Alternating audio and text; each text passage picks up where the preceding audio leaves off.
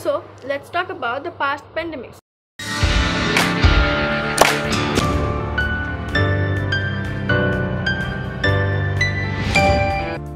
We all must be curious to know about the past pandemics.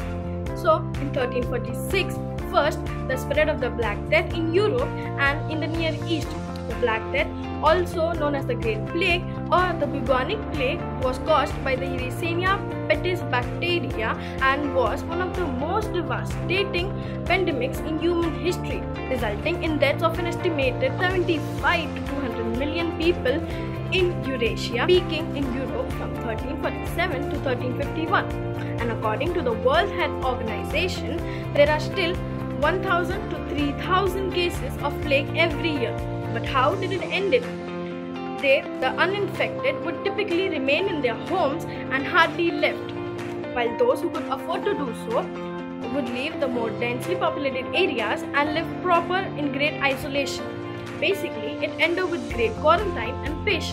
By 1820, the first cholera pandemic, though previously restricted, began in Bengal and then spread across India. Hundreds of thousands of Indians and 10,000 British troops died during this pandemic.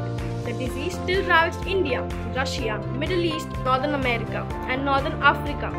By 1923, cholera cases had degenerated throughout much of the world except India.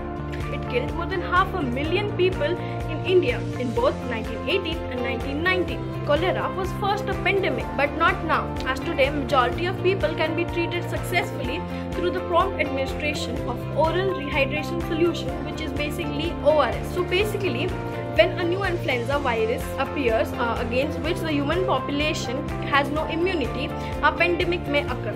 This again happened in 1918, which caused Spanish flu by an H1N1 subtype. Of all the pandemics, the one that began in 1918 is generally regarded as one of the most deadly disease in the human history. At least 40 million to 100 million deaths worldwide have been attributed to the virus. Their rapid immune response of youngsters actually became their downfall.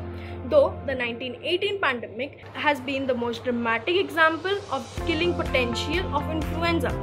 We might not know, but there have been two other pandemics in last 100 years. Influenza viruses have a great capacity to mutate and continuously evolve. Current flu vaccines are safe and effective, but they have to be updated annually to match the epidemic strains and formula.